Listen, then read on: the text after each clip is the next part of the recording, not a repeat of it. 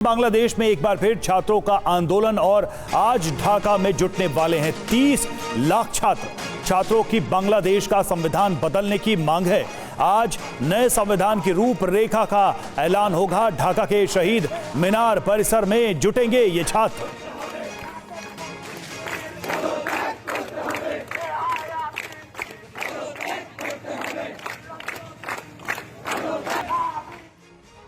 तो बांग्लादेश में जिन छात्रों ने शेख हसीना का तख्ता पलट कर उन्हें देश छोड़ने पर मजबूर कर दिया है, आज वही छात्र ढाका के शहीद मीनार पर इकट्ठा होने जा रहे हैं। छात्रों का मकसद देश का संविधान बदलना है।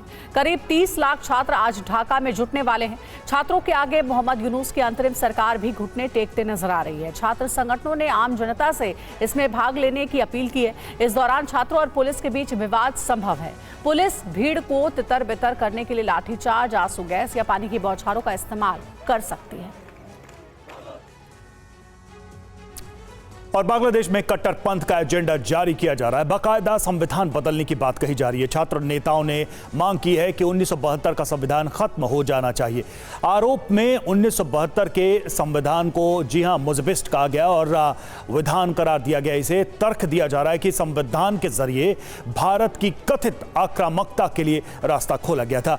आज नया घोषणा पत्र जारी करने का ऐलान किया जाएगा। आज संविधान बदलने की रूपरेखा का ऐलान भी होगा। इसके लिए ढाका के केंद्रीय शहीद मीनार परिसर में छात्र जमा होंगे। और नए संविधान पर रिएक्शन अंतरिम सरकार और पॉलिटिकल पार्टियों का भी आया है। ये भी जान लीजिए कि अंतरिम सरकार ने क्या कहा है। अंतरिम सरकार ने कहा है कि छात्रों की मांग का सरकार से कोई लेना देना नहीं है। खालिदा जिया की पार्टी ने भी कहा है कि संविधान को दफनाने की बातें कहना फांसीवादी है। संविधान में अगर कुछ खराबी है तो संशोधन किया जा सकता है। चलिए और अब बात करते हैं पाकिस्तान की। तो पाकिस्तान में हिंदू लड़की का जबरन धर्म परिवर्तन किया गया। पहले 14 साल की लड़की का अपहरण किया गया। अपहरण के बाद लड़की की जबरन शादी कराई गई। किडनैपर के साथ ही लड़की की शादी कराई गई। सिंध प्रांत के सांधार इलाके का यह मामला।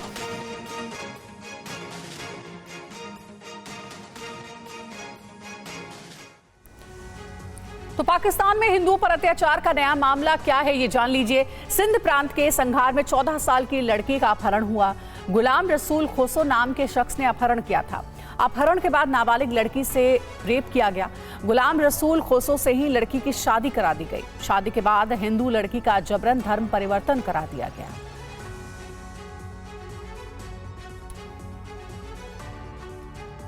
तो पाकिस्तान ने एक बार फिर से पीओके के लोगों की आवाज दबाने की कोशिश की है। पाकिस्तान अधिकृत कश्मीर की नीलम घाटी में पुलिस ने सोशल मीडिया पर पाकिस्तानी सेना की आलोचना करने के आरोप में 2 पत्रकारों और सोशल मीडिया एक्टिविस्टों को गिरफ्तार किया है।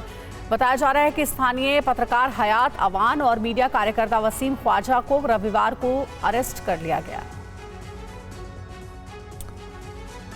और पाकिस्तान ने पीओके के लोगों के खिलाफ बर्बरता की ये पहली कहानी नहीं है, लेकिन इस बार पत्रकारों के खिलाफ बर्बरता की गई है। जी हां, पत्रकार हयात अवान और वसीम ख्वाजा की गिरफ्तारी हुई है।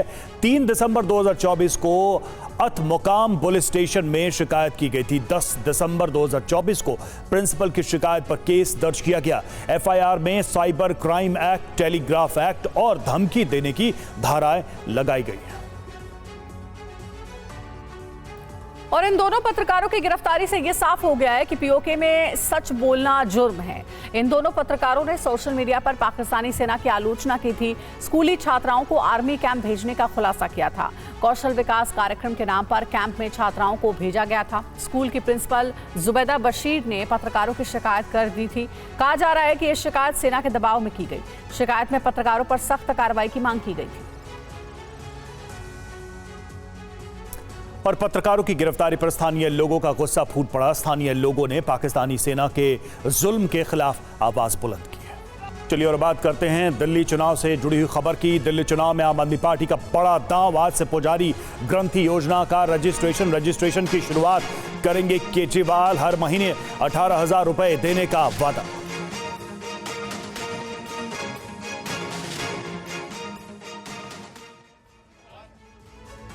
अरविंद केजरीवाल ने चुनाव को देखते हुए नया दांव चला है। अरविंद केजरीवाल ने दिल्ली में पुजारी ग्रंथी सम्मान योजना का ऐलान किया है। हालांकि इसका फायदा आम आदमी पार्टी की सरकार बनने के बाद मिलेगा। खुद केजरीवाल रजिस्ट्रेशन की शुरुआत करवाने कनॉट प्लेस के हनुमान मंदिर जाएंगे। फिर पार्टी के विधायक और कार्यकर्ता पूरी दिल्ली में इस प्रक्रिया की शुरुआत करेंगे। केजरीवाल ने अपने इस वादे से हिंदुओं के साथ सिख समुदाय को भी साधने की कोशिश की है। अरविंद केजरीवाल से दिल्ली के पुजारियों की एक राउंड की आज मुलाकात भी हो चुकी है। लेकिन वही दिल्ली के इमाम 17 महीने से सैलरी ना मिलने से नाराज हैं। वो सीएम हाउस के सामने धरना दे रहे हैं। और पुजारी ग्रंथी सम्मान योजना क्या है ये समझ लीजिए। कल अरविंद केजरीवाल ने दिल्ली में पुजारी ग्रंथी सम्मान योजना का ऐलान किया, जिसके तहत उन्हें हर महीने 18,000 रुपए देने का वादा किया गया है। खास बात यह है कि इसके लिए 31 दिसंबर यानी आज ही से आवेदन किया जा सकता है। चुनावी योजना का ऐलान हुआ तो सियासी वार पलटवार भी शुरू हो गया है। जैसे ही अरविंद केजरीवाल ने योजना का ऐलान किया, वैसे ही बीजेपी की तरफ से प्रतिक्रिया आ गई है। सुनिए। पुजारी ग्रंथी सम्मान योजना, इस योजना के तहत मंदिरों में भगवान की पूजा करने वाले लोगों को पूजा करवाने वाले पुजारियों को और गुरुद्वारे में ग्रंथियों को हर महीने सम्मान राशि देने का प्रावधान है। हम जानते हैं कि किस तरह से एक पुजारी हमारे सुख दुख सब में काम आता है। हमारे घर में शादी हो, बच्चे का बर्थडे हो, कोई भी खुशी का मौका हो या कोई मौत हो जाए या कोई गम का मौका हो, हर वक्त पुजारी हमारे साथ होता है। भारतीय जनता पार्टी लगातार पिछले कई वर्षों से मंदिर के पुजारी और ग्रंथियों को वेतन मिले, इसकी मांगों को लेकर लगातार दिल्ली की अरविंद केजरीवाल सरकार का घेराव कर रही थी। मंदिर के पुजारी साधु संतों ने भी इसका घेराव किया, लेकिन अरविंद केजरीवाल ने एक नहीं सुनी। भारतीय जनता पार्टी इस विषय को लेकर कोर्ट में गई। 2022 में हमने एक पिटीशन हाई कोर्ट में डाली और 2024 में भी डाली, जिसमें एक ही विषय रखा कि क्या कारण है कि दिल्ली की सरकार 2013 से मौलवी और इमामों को तनख्वाह दे रही है, पंडित, पुजारी और ग्रंथियों को तनख्वाह क्यों नहीं दे रही। और उस कोर्ट की जो अगली डेट है वो 21 तारीख है, जहां अरविंद केजरीवाल को ये जवाब देना है कि क्यों हम मौलवी और इमामों को तनख्वाह दे रहे हैं, पुजारी और ग्रंथी को क्यों नहीं दे रहे। अब जब इन्हें लगा कि कोर्ट में जवाब देना है और चुनाव सर पर है, खाली मौलवी इमामों से गुजारा नहीं चलेगा, तो अब इन्होंने भगवान राम का सहारा लेना शुरू किया है। अभी दिल्ली के रजिस्टर्ड पुजारियों और ग्रंथियों का कोई सटीक डेटा नहीं है। पुजारी या ग्रंथी चाहे तो योजना के लिए रजिस्ट्रेशन करवा सकते हैं।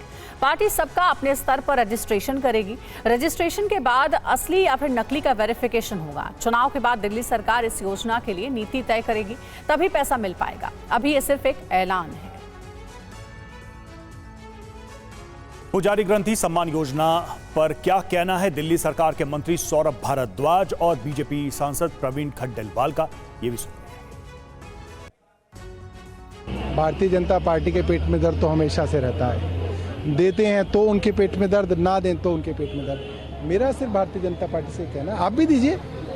हम 18,000 दे रहे हैं, आप गुजरात में 25,000 दीजिए, आप उत्तर प्रदेश में 35,000 दीजिए, आप मध्य प्रदेश में 50,000 दीजिए। आप अपनी लकीर लंबी करिए। अरविंद केजरीवाल की लकीर को छोटा मत कीजिए, आप अपनी लकीर लंबी कीजिए। अरविंद केजरीवाल घोषणाओं के पुतले हैं, उनकी घोषणाओं का कोई अर्थ नहीं है। ये केवल और केवल चुनावी स्टंट है। अब क्योंकि विधानसभा का चुनाव नज़दीक है, इसलिए घोषणा कर रहे हैं। मेरा सवाल ये है कि 10 साल में अरविंद केजरीवाल कहाँ थे? तब उन्हें मंदिर के पुजारियों की याद तो नहीं आई, तब उन्हें 2100 की याद तो नहीं आई। तो उनको याद अब इसलिए आ रही है क्योंकि दिल्ली विधानसभा का चुनाव सामने है। और हमारे साथ कनॉट प्लेस हनुमान मंदिर से सुमंत जुड़े हुए हैं। सुमंत, आप हनुमान मंदिर में हैं, यहीं के पुजारी से ऐसा जो बताया गया है कि इस योजना, इस रजिस्ट्रेशन की शुरुआत होनी। हम चाहेंगे वहां अगर लोग आपके पास मौजूद हों, क्या उनको अरविंद केजरीवाल की पार्टी के इस ऐलान के बारे में पता है और इसके बारे में उनकी क्या राय है, अगर आप पूछ सके। बिल्कुल, देखिए रवि, मंगलवार का दिन है और आमतौर पे जो प्राचीन हनुमान मंदिर है इसमें बड़ी भीड़ रहती है। आप सामने तस्वीरों में देख सकते हैं, बड़ी लंबी कतार है और इसी मंदिर में अब से थोड़ी देर बाद 11 बजे का वक्त है जब अरविंद केजरीवाल यहाँ पहुँचेंगे और यहाँ पे पुजारी ग्रंथी सम्मान योजना के रजिस्ट्रेशन की शुरुआत होगी। और पहला रजिस्ट्रेशन जो है वो प्राचीन हनुमान मंदिर के पुजारी से ही अरविंद केजरीवाल करेंगे। आमतौर पर आपने देखा होगा कि जब भी चाहे अरविंद केजरीवाल जेल गए, जेल से आए, जब भी कोई मौका होता है वो कनॉट प्लेस के इस प्राचीन हनुमान मंदिर में ज़रूर दर्शन करने आते हैं। बिल्कुल आप देख सकते हैं लंबी कतार है भक्त की। सुबह सुबह कुछ लोगों से बात कर लेते हैं।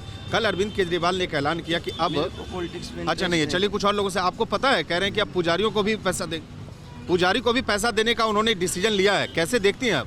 कह रहे हैं कि अब हमारी सरकार बनेगी तो 18,000 रुपये महीना पुजारियों को भी देंगे। सही फैसला है? पता नहीं जी, देंगे तो सही है। आप कैसे देखते हैं इस फैसले को? हमने सुना नहीं है सर। कल ऐलान किया है, आज अभी आ रहे हैं, थोड़ी देर में रजिस्ट्रेशन करेंगे आप। अच्छा है सर, मिले तो अच्छी बात है सर, मिलेगा तो अच्छी बात है। हाँ सर। देखिए अभी बहुत ज़्यादा लोगों को इस बारे में रवि जानकारी नहीं है, लेकिन कुछ लोग कह रहे हैं कि अगर अच्छी बात है, लेकिन इस पे जो जिस तरह से दिल्ली में सर्दी है, सर्दी के बीच एक के बाद एक जिस तरह से अरविंद केजरीवाल बड़े बड़े ऐलान कर रहे हैं, बिल्कुल उस ऐलान से सियासी पारा अरविंद केजरीवाल और आम आदमी आपने पार्टी देखा के इन होगा ऐलानों की वजह से दिल्ली का सियासी पारा बढ़ता जा रहा है इस सर्दी में। सुमंत, आप नजर बनाए रखें, हम लौटते रहेंगे। आपका शुक्रिया। फिलहाल एक और पुजारी ग्रंथ योजना की शुरुआत हो रही है तो वहीं दिल्ली के तमाम मौलाना 17 महीने से सैलरी का इंतजार कर रहे हैं। ऑल इंडिया इमाम एसोसिएशन के अध्यक्ष मौलाना साजिद रशीदी ने क्या कहा है, साजिद रशीदी ने सुनिए। जैसे ही इलेक्शन का ऐलान हो जाएगा तुरंत जो है आचार संहिता लगेगी। आचार संहिता के बाद फंड रिलीज होगा नहीं, फिर ये बात 3-4 महीने के लिए चली जाएगी। इलेक्शन होगा, रिजल्ट आएगा, सरकार बनेगी, वक्फ बोर्ड बनेगा, उसके बाद कहीं जाके तनख्वाह मिलेगी। 18,000 रुपये की सैलरी, वो भी अगर 17 महीने ना मिले तो गुजर बसर कैसे होगा, क्या परेशानियां होंगी, क्या दिक्कतें होंगी, आप अच्छी तरह अंदाजा कर सकते हैं। और ये आपको बताते हैं कि दिल्ली चुनाव में केजरीवाल ने अब तक क्या बड़े वादे किए हैं। तो केजरीवाल ने 10 दिसंबर को ऑटो चालकों के लिए 10 लाख का बीमा देने का वादा किया। 10 दिसंबर को ऑटो चालकों को सालाना 5,000 वर्दी भत्ता देने का भी ऐलान किया। 10 दिसंबर को ही ऑटो चालकों को बेटी की शादी में 1 लाख की मदद का भी ऐलान किया। 12 दिसंबर को महिलाओं को हर महीने 2100 रुपए देने की योजना का ऐलान किया। 18 दिसंबर को दिल्ली के 60 साल से ज्यादा उम्र के बुजुर्गों को मुफ्त इलाज का ऐलान किया गया। तो केजरीवाल ने 21 दिसंबर को दलित छात्रों को विदेश में पढ़ने के लिए स्कॉलरशिप देने की घोषणा की। और अब 30 दिसंबर को दिल्ली में पुजारियों और ग्रंथियों को 18,000 हर महीने की सम्मान राशि वेतन के तौर पर देने का ऐलान किया है। दिल्ली में वोटर लिस्ट पर सियासी महाभारत हो रहा है। बीजेपी और आम आदमी पार्टी एक दूसरे पर हमलावर है। बीजेपी का आरोप है कि आपकी सरकार दिल्ली में रोहिंग्या और अवैध बांग्लादेशियों को जगह दे रही है। आम आदमी पार्टी आरोप लगा रही है कि बांग्लादेशियों के नाम पर बीजेपी पूर्वांचल के लोगों का नाम कटवा रही है। और फर्जी वोटर का सच क्या है, यही जानने के लिए टीवी 9 भारतवर्ष आज से एक नई सीरीज शुरू कर रहा है। आज से फर्जी वोटर की तलाश पार्ट 1 की शुरुआत हो रही है। हमारे संवाददाता दिल्ली के अलग अलग इलाकों में पहुंचकर इस बड़े मुद्दे की पड़ताल करेंगे। तो दिल्ली के मोतीनगर विधानसभा के कर्मपुरा ब्लॉक में टीवी 9 भारतवर्ष की टीम ने पड़ताल की तो उसमें क्या निकला, ये देखिए। हम लोग अभी मोती नगर विधानसभा क्षेत्र में है। मोती नगर विधानसभा क्षेत्र का ये करमपुरा ब्लॉक है और यहाँ पर बहुत हास्यास्पद तरीके से एक ऐसा जमीन का टुकड़ा है जिस पे कंस्ट्रक्शन नहीं हुआ है, जहाँ पर मकान नहीं बना है, लेकिन इस जमीन के पते पर जिसका पता T82 है, ये एरिया है और इस पते पर 26 लोगों के नाम वोटर लिस्ट में ऐड किए गए हैं। ये बीजेपी ने दावा किया है। बीजेपी की ओर से ये जानकारी दिल्ली के मुख्य चुनाव अधिकारी को भी दी गई है। दिल्ली पुलिस में भी शिकायत दर्ज कराई गई है। और ये देखिए बहुत छोटा सा ये ज़मीन का टुकड़ा है और इस ज़मीन के टुकड़े पे ये 26 लोग हैं जिनका नाम दर्ज है मतदाता सूची में। ये सारे T82 के ये वोटर्स हैं। T82 के ये तमाम वोटर्स हैं जो इस पते पर इन्होंने वोटर आईडी में अपना नाम दर्ज कराया है। और ये तमाम लोग कहाँ रहते हैं, कौन से लोग हैं, और जब यहाँ पे मकान बना ही नहीं है, ये ज़मीन का टुकड़ा है, तो आखिर इनका नाम वोटर लिस्ट पे कैसे जुड़ गया है। और अब आपको करमपुरा ब्लॉक में T85 पते की हकीकत दिखाते हैं। यहाँ पर एक पता T85 का है जिसमें मैं नाम देख पा रहा हूँ, आशिद अहमद शेख और बहुत सारे नाम हैं, करीब 7 लोग हैं T85। ये T85 कहाँ पे है? T81 ये रहा, T82 जहाँ भी हम खड़े, अब कहाँ ढूंढे T85? मतलब यहाँ पर आगे भी कुछ पते दिए गए हैं, T85 है, T83 है, T84 है, लेकिन ये सब वो आप कहेंगे फुटपाथ ही है और इस फुटपाथ के पते पर लोगों के नाम दर्ज हैं वोटर आईडी में और ये वो लोग हैं जो विधानसभा चुनाव में आएंगे, अपना वोट डालेंगे और चुनाव के नतीजों को प्रभावित करेंगे। तो यहाँ जो ये लोग हैं जो यहाँ के स्थानीय लोग ही हैं और इनका ये कहना है कि T85 नाम का कोई जो पता है वो एग्जिस्ट नहीं करता है। कम से कम T82 एक खाली फुटपाथ तो दिख रहा है, लेकिन यहाँ अगर पता भी करना चाहें तो T83, 4, 5 नाम का जो एड्रेस है वो यहाँ पर नहीं मिलेगा। ऐसे बहुत सारे नाम हैं, इसमें करीब करीब सिर्फ इस पते पे 26 लोगों के नाम दर्ज हैं, बाकी आगे भी 7 लोग हैं एक पते पे, फिर उसके आगे 7 लोग हैं एक दूसरे पते पे, लेकिन ये कौन लोग हैं इसके बारे में अभी फिलहाल कोई जानकारी नहीं मिल पाई है। फर्जी वोटर लिस्ट पर एक दूसरे पर बीजेपी और आम आदमी पार्टी कैसे सियासी फायरिंग कर रही है, आप इसमें। अरविंद केजरीवाल किससे खेलना चाहते हो तुम? हम कह रहे हैं सब चीजों की जांच होनी चाहिए और नई दिल्ली की भी जांच जब हो तो भाभी की भी जांच होनी चाहिए। और फॉर्म 7 क्योंकि 23 तारीख के बाद रुक गया, वोट काटने की बात नहीं हो सकती, तो इसलिए ये बाढ़ आ रही है एकदम। कैसे वोट बनाए जाए, कैसे इनको जोड़ा जाए, और सब बॉर्डर एरिया के आसपास जा रहा है। बाकी जगह भी है, कहीं 1000 है, कहीं 2000 है, लेकिन बॉर्डर एरिया के पास एकदम 70 की 70 विधानसभा में कर रहे हैं। तो अरविंद केजरीवाल चुनाव तो आप हार रहे हैं और चुनाव हारता देख इस ओछे हथकंडों पे जो तुम उतरे हो, दिल्ली की जनता इसका माकूल जवाब तुम्हें देगी। शाहदरा में भाजपा के एक पदाधिकारी ने 11,000 वोट कटवाने के लिए आवेदन दिया। जनकपुरी में भाजपा के 24 कार्यकर्ताओं ने 4,874 वोट कटवाने के लिए आवेदन किया।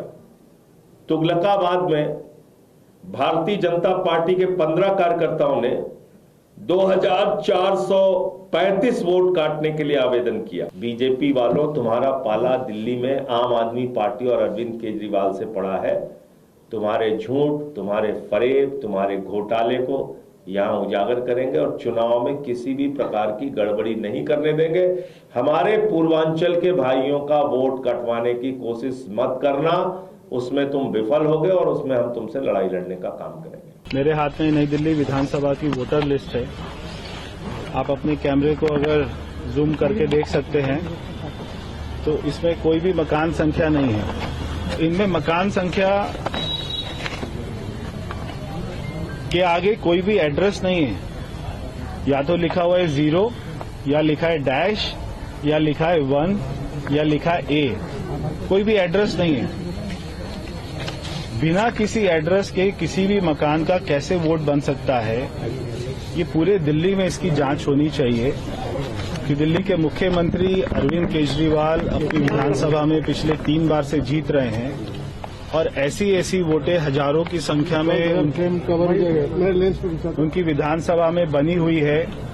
ये सारे लोग जो हैं, या मैं इनको कहूंगा घोस्ट वोटर्स, ये सारे बाहर से आते हैं वोटिंग डे वाले दिन, यहाँ पर वोट डालते हैं और वो फिर यहाँ से चले जाते हैं। तो ऐसे ही अरविंद केजरीवाल जी जीत रहे हैं। और TV9 भारतवर्ष की टीम ने T71 पते को ढूंढने की कोशिश की, लेकिन उस जगह दुकान है, लोग काम तो वहां करते हैं, काम वाली जगह पर ही वोटर रजिस्टर करा दिए गए। नहीं, ऐसे ये तो एक पते पर आप आए हो। हमारे पूरे मंडल में हमने बहुत सारे ऐसे पते निकाले हैं। आप मेरे साथ और किसी बूथ पर चलिए, मैं वहां पर आपको एक ही घर में 19 वोट दिखा सकता हूं। 19 वोट बने हुए हैं उस घर में, और उस घर में 19 में से एक भी आदमी नहीं रहता। तो अब हम कैसे वेरीफाई करें? अगर हम ये बात लिखकर हम ये बात लिखकर अगर इलेक्शन कमीशन में भेजते हैं कि जी हम इस पते पर आए थे, हमें ये 26 वोट नहीं मिले, तो इसमें भारतीय जनता पार्टी वोट कहाँ कटवा रही है? हम तो उनको कह रहे हैं आप आइए ना, आप इस जगह को देखिए और देखिए, अगर ये 26 लोग यहाँ कहीं आसपास रहते हैं, यहाँ तो नहीं है ना, तो निश्चित तौर पर कहीं आसपास रहते होंगे, तो हमारा सवाल बिल्कुल सीधा सा है कि आप लोगों ने अपना वोट शिफ्ट क्यों नहीं कराया? नहीं कराया तो करा लीजिए। एक पता मैं देख रहा हूँ T71, मोहम्मद हनीफ, मोहम्मद तस्लीम, मोहम्मद मुस्लिम, कमरू जमा, मोहम्मद फिरोज, मोहम्मद तस्लीम, ये T71 पे ये 7 लोगों के नाम है। ये कहाँ है T71? आप T71 पर जाइए, एक शॉप है, ये लोग आपको वहाँ मिलेंगे। मैं ये नहीं कह रहा नहीं मिलेंगे, ये लोग आपको वहाँ मिलेंगे, लेकिन ये यहाँ रहते ही नहीं है। ये यहाँ पर शॉप है, शॉप पर वोट बने हुए हैं, ये यहाँ नहीं रहते हैं, ये किसी और जगह से आते हैं। संजय सिंह ने बीजेपी पर उनकी पत्नी अनीता सिंह का नाम वोटर लिस्ट से कटवाने का आरोप लगाया है। अब संजय सिंह के आरोप पर बीजेपी ने भी पलटवार किया है। बीजेपी पूर्वांचलियों को बांग्लादेशी समझती है। हम अपने ही देश में बांग्लादेशी हो गए। वो पूर्वांचल के लोग जो 30-30, 40-40 साल से दिल्ली में रह के अपने श्रम, अपने परिश्रम से देश की राजधानी को आगे बढ़ाने का काम कर रहे हैं, आप उनके वोट कटवा रहे हैं, बांग्लादेशी कहते हैं। और जब मैंने ये मुद्दा उठाया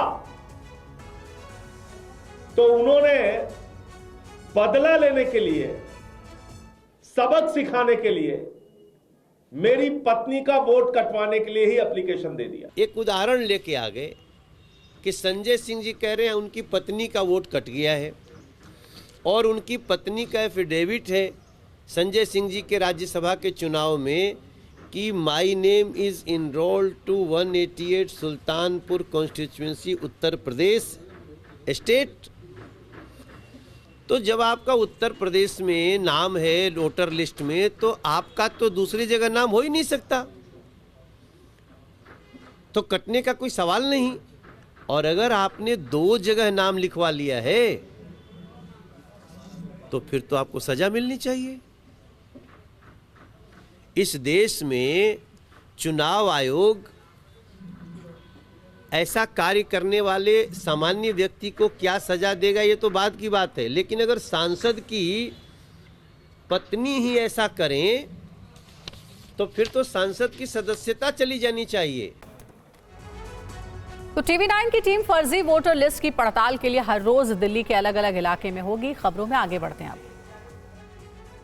और अब बात किसान आंदोलन की। जी हां, किसान नेता जगदीश सिंह डल्लेवाल के सेहत पर आज सुप्रीम सुनवाई। डल्लेवाल की सेहत मामले में दाखिल अवमानना याचिका पर सुनवाई। पिछली सुनवाई में सुप्रीम कोर्ट ने डल्लेवाल की सेहत पर चिंता जताई थी।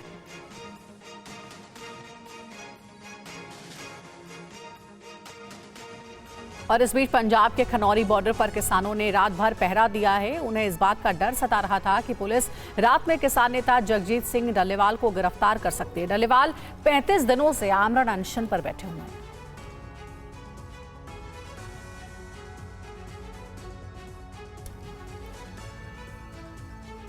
तो देखिए तस्वीरें भी आपको दिखा रहे हैं। डल्लेवाल 35 दिनों से आमरण अनशन पर बैठे हुए हैं अपनी मांगों को लेकर के, और कहा जा रहा है कि किसानों के इसी प्रदर्शन को देखते हुए पुलिस भी अब चाक चौबंद इंतजाम रख रही है। और खनौरी बॉर्डर से देखिए हमारे संवाददाता मोहित मल्होत्रा की रिपोर्ट। ये पुलिस के द्वारा कोई भी यहाँ पर कार्रवाई ना की जाए, जिसके चलते पूरी रात किसान अलर्ट पर रहते हैं। हम इस वक्त खनौरी बॉर्डर पर मौजूद हैं और ये जहाँ पर किसान आंदोलन चल रहा है वहाँ की मेन एंट्रेंस है, जहाँ पर इस वक्त आपको ये किसान दिखाई देंगे। किसान नेताओं के हाथ में आप देखिए वॉकी टॉकी है, आपस में कनेक्टेड हैं। अंदर जो और भी सुरक्षा के घेरे बनाए गए हैं उसमें आपस में बातचीत होती रहती है। टॉर्च लेकर यहाँ पर जो गाड़ियाँ आती हैं उनकी चेकिंग की जाती है, रात के वक्त पूछताछ की जाती है। और काफ़ी यहाँ पर जो और भी वॉलंटियर्स हैं जिनकी ड्यूटी लगाई गई है, आप देखिए रात भर जागते हैं ठंड से बचने के लिए। अलाव है, हाथ सेकते रहते हैं, लेकिन रात भर ये लोग अलर्ट हैं कि किसी भी हाल में पुलिस के द्वारा यहाँ पर किसी कार्रवाई को अंजाम ना दिया जाए। आप लोग पूरी रात ऐसे ही पहरा देते हैं जी? हाँ जी, शाम 7 बजे तो लेके सवेरे 7 बजे तक 12 घंटे असीं एवें पहरा देना। तो और खनौरी बॉर्डर पर किसान रात भर पहरा देते रहे। हमारे संवाददाता मोहित मल्होत्रा की एक और रिपोर्ट आपको दिखाते हैं। खनौरी बॉर्डर पर रात भर किसान जागते रहते हैं। आशंका ये है कि कहीं किसान नेता जगजीत सिंह डल्लेवाल, जिनके आमरण अनशन को 35 दिन से ज्यादा का वक्त हो चुका है, उनको कहीं पुलिस जबरन उठाकर हॉस्पिटल में ना डाल दे और ये जो पूरा आंदोलन चल रहा है, जो मोर्चा चल रहा है, वो खत्म ना हो जाए। इसी के चलते पूरी रात यहाँ पर पहरेदारी की जाती है। देखिए, एक यहाँ पर गाड़ी इस वक्त लगातार अनाउंसमेंट कर रही है कि जागते रहो। जो किसान यहाँ पर मौजूद है उनको अलर्ट रहने को कहा जा रहा है कि किसी भी तरीके से जगजीत सिंह डल्लेवाल की रक्षा करनी है और उनके चारों ओर एक सुरक्षा का घेरा जो बनाया गया है, उसमें ये गाड़ी जितने भी लोग यहाँ पर आए हुए हैं उनको अलर्ट करती है। और अब बात पहाड़ों पर जारी बर्फबारी की।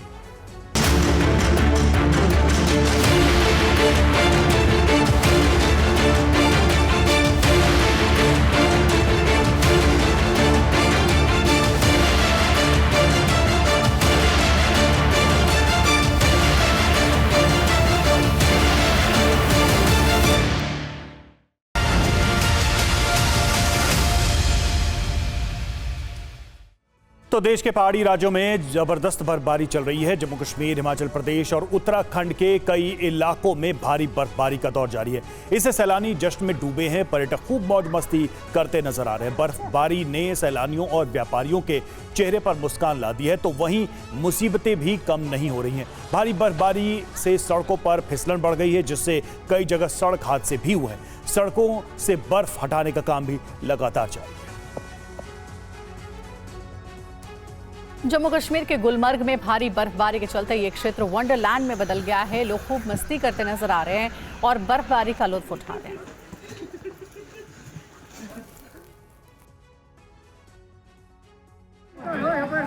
स्नोफॉल हो रही है, हमने एक्सपेक्ट नहीं किया था। बहुत ठंड है, पैक्ड अप होके आइए, सेफ रहिए and enjoy to fullest.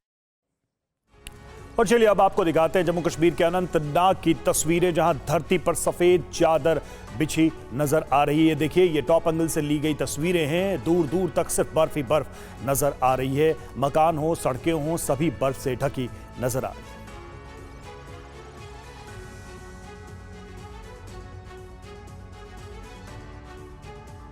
Kashmir के सोनमर्ग की तस्वीर, जहां लोगों ने बर्फबारी का खूब लुत्फ उठाया है, लेकिन मौसम की मार के चलते लोग अपनी आगे की यात्रा पर नहीं निकल सके। स्थानीय निवासियों के आदर सत्कार से लोग अभिभूत नजर आए।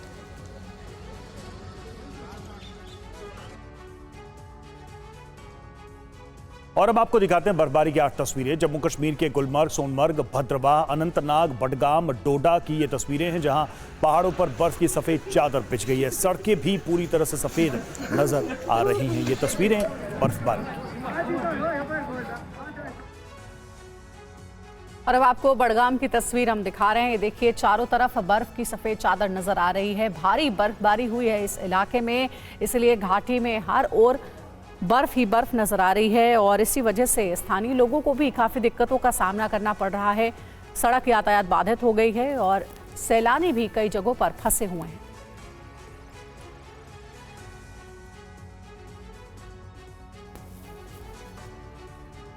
और कश्मीर घाटी इस समय सर्वाधिक ठंड की चपेट में है। इस अवधि को चिल्लाए कला कहा जाता है। ये 40 दिनों तक होता है और इसमें सबसे ज़्यादा बर्फबारी होती है। ये 21 दिसंबर से शुरू हुआ और अगले साल 30 जनवरी को ख़त्म हो जाएगा, लेकिन शीतलहर जारी रहेगी। 40 दिनों के बाद 20 दिवसीय चुलाए खुर्द और 10 दिन का चुलाए बच्चा भी होगा, जब घाटी में ठंड में धीरे धीरे कमी आएगी। तो महाकुंभ की तैयारियां अंतिम चरण में है। संगम की आरती भी की जा रही है। विश्व शांति के लिए आध्यात्मिक समागम के लिए बाकायदा पंडाल बनाया जा रहा है। यज्ञशाला का निर्माण किया जा रहा है। रात की तस्वीरें मन को मोह लेने वाली हैं। पूरा क्षेत्र रंग बिरंगी रोशनी से नहाया हुआ है। साथ ही यूपी सरकार के मेला क्षेत्र में एक 100 बेड का निर्माण भी किया गया है। संगम नगरी में 13 जनवरी से महाकुंभ की शुरुआत होने जा रही है। एक तरफ जहां दुनिया में तमाम जंग चल रही है, तो वहीं दूसरी ओर आस्था के इस महाकुंभ में दोनों देशों के बीच शांति कायम रहे, इसके लिए विदेश से आए सन्यासी एक साथ हवन यज्ञ करेंगे। और महाकुंभ के सेक्टर 18 में ब्रह्मलीन पायलट बाबा का शिविर तैयार हो रहा है। मेले के दौरान इस शिविर में अलग अलग देशों के सन्यासी आध्यात्मिक अलख जगाने आएंगे। संत समागम पर पायलट बाबा आश्रम के संत प्रेमानंद महाराज ने क्या कहा है, सुनिए।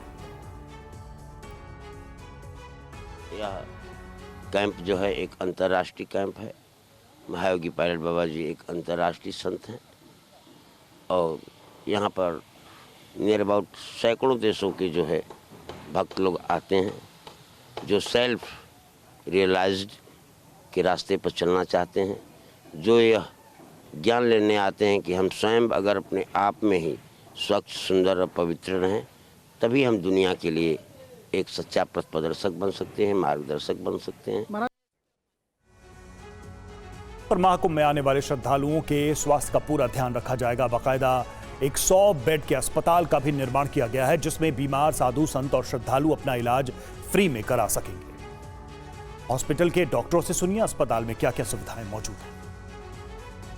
हॉस्पिटल 100 बेड का हॉस्पिटल है, जिसमें ओपीडी व्यवस्था है, इंडोर की व्यवस्था, भर्ती की सुविधा है, 100 बेड की भर्ती की सुविधा है, जिसमें 40 वार्ड महिलाओं के लिए आरक्षित है, 45 मेल वार्ड के लिए है और 5 पीडियाट्रिक वार्ड के लिए। इसमें 10 बेड का आईसीयू है। समस्त तरह की जांचें, 50 तरह की जांचें यहाँ की व्यवस्था की गई है। अलग से एक लैब, बड़ी सी लैब बनाई गई, जिसमें निःशुल्क सभी तरह की जांचें उपलब्ध है। कुंभ मेला क्षेत्र के इस नवनिर्मित अस्पताल में पहली बार किलकारी भी गूंजी। कुंभ मेला क्षेत्र में काम करने आई एक महिला ने एक बच्चे को जन्म दिया है। तो यहाँ पे जो अस्पताल बनाया गया है, उस अस्पताल में पहली बार एक महिला की डिलीवरी हुई है। यहाँ एक बच्चे को महिला ने जन्म दिया। देखिए, वीडियो भी आपको दिखा रहे हैं। कुंभ मेला क्षेत्र में तमाम इंतजाम किए जा रहे हैं और लोगों को किसी तरीके की परेशानी का सामना ना करना पड़े, इसलिए वहाँ पर टेम्पररी हॉस्पिटल भी तैयार किया गया है। खबर वॉरजोन से जुड़ी हुई। रूस यूक्रेन की जंग में अमेरिका की भूमिका और अमेरिका में सत्ता परिवर्तन को चीन ने एक ऐसा अवसर मान लिया है जिसमें पूर्वी एशिया में जंग का मोर्चा खोलकर अमेरिका के लिए संकट खड़ा किया जा सकता है, क्योंकि जितने भी वॉर फ्रंट पर अमेरिका है, इसमें सबसे शांत यही है जिसे बारूदी आग से भड़काकर 2 लक्ष्य हासिल किए जा सकते हैं। पहला, अमेरिका को कमजोर साबित करना और दूसरा, ताइवान को चीन में मिला लेना। लेकिन ये रणनीति को धरातल पर कैसे उतारा जाए, इस पर देखिए रिपोर्ट।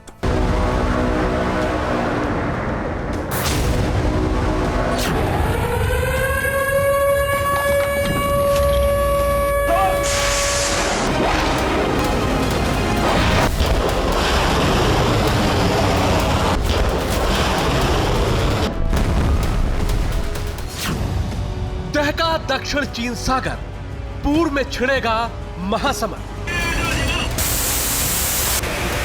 यूक्रेन रूस के युद्ध से उठे बारूदी बवंडर ने दुनिया के सामने जिस संकट की कल्पना बनाई है, वो साकार रूप लेने जा रही है। एक तरफ पुतिन ने यूरोपियन देशों के खिलाफ युद्ध की तैयारी शुरू कर दी है, तो दूसरी तरफ अपने सहयोगियों के सहारे मॉस्को ने अमेरिका को उलझाने का प्लान भी एक्टिवेट कर दिया है। और इस प्लान के तहत अमेरिका के लिए सबसे बड़ा संकट चीन बनने वाला है।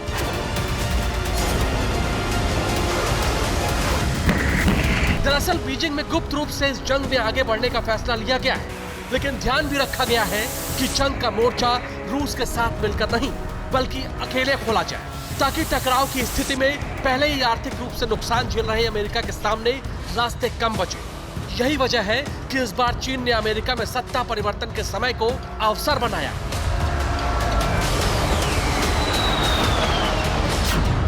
और दक्षिण चीन सागर के मोर्चे पर जंग के लिए उतर गया है। इस एक्शन प्लान के तहत ताइवान को टारगेट करके चीन ने 2 कार्रवाई एक साथ की। पहले ताइवान के जल क्षेत्र में अपने 6 जहाजों को उतार दिया है, तो वहीं इन जहाजों को कवर देने के लिए 23 फाइटर प्लेन भी ताइवान के एयर डिफेंस आइडेंटिफिकेशन जोन में दाखिल हो गए।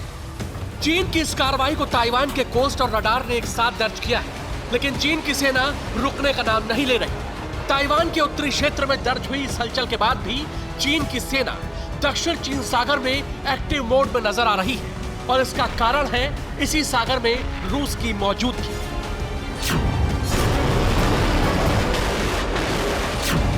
दरअसल चीन ने अपनी नेवल फोर्स को पिछले कुछ वर्षों में बहुत मजबूत बना लिया है।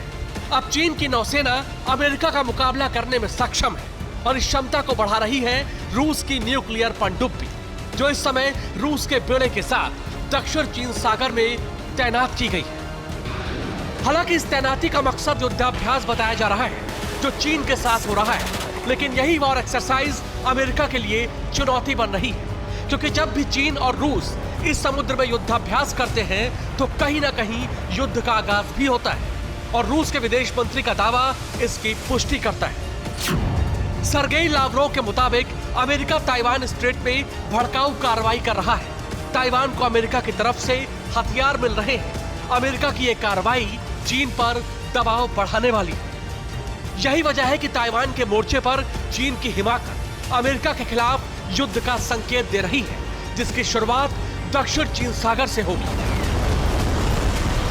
Bureau report, TV9 Bharatvarsh.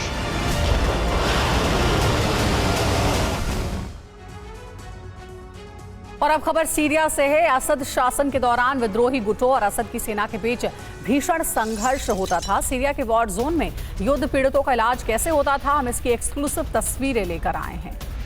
तो देखिए, तस्वीरें भी आपको दिखाएंगे। देखिए, पूर्व राष्ट्रपति बशर असद की सेना और सीरियाई विपक्षी समूहों के बीच विनाशकारी युद्ध में सीरिया का डोमा अस्पताल किस तरह से तबाह हो गया है। यह अस्पताल दमिश्क ग्रामीण में बना है। असद आर्मी के हमलों से बचने के लिए यहाँ मरीजों का इलाज सीक्रेट सुरंगों में होता था।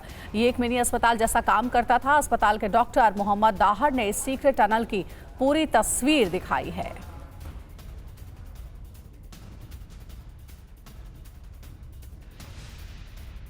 तो सीरिया में चले विनाशकारी युद्ध के दौरान डोमा के निवासियों ने गोलाबारी और हवाई हमलों से बचने के लिए जमीन के अंदर बनी सुरंगों का सहारा लिया है।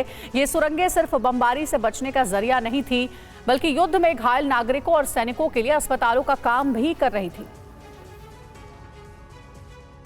देखिए, ये अस्पताल की तस्वीर आपको दिखा रहे हैं। सुरंग के भीतर अस्पताल बना हुआ था। युद्ध में घायल नागरिकों और सैनिकों के लिए अस्पतालों का काम भी किया जा रहा है इसी अस्पताल में।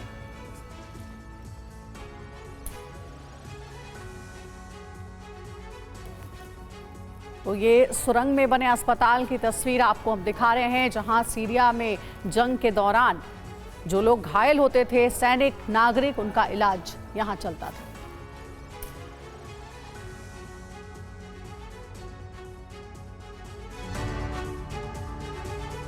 तो सीरिया में जंग के दौरान जिंदगी बचाने वाली सुरंग में क्या खास है, हम आपको ये बताते हैं। डोमा अस्पताल के नीचे बनाई गई सीक्रेट सुरंग, जंग के दौरान होता था यहाँ पर मरीजों का इलाज। असद की आर्मी के निशाने पर यह अस्पताल था। डॉक्टरों और पैरामेडिक्स की गोलाबारी से रक्षा, एम्बुलेंस की आवाजाही के लिए सुरंगों का नेटवर्क बनाया गया था।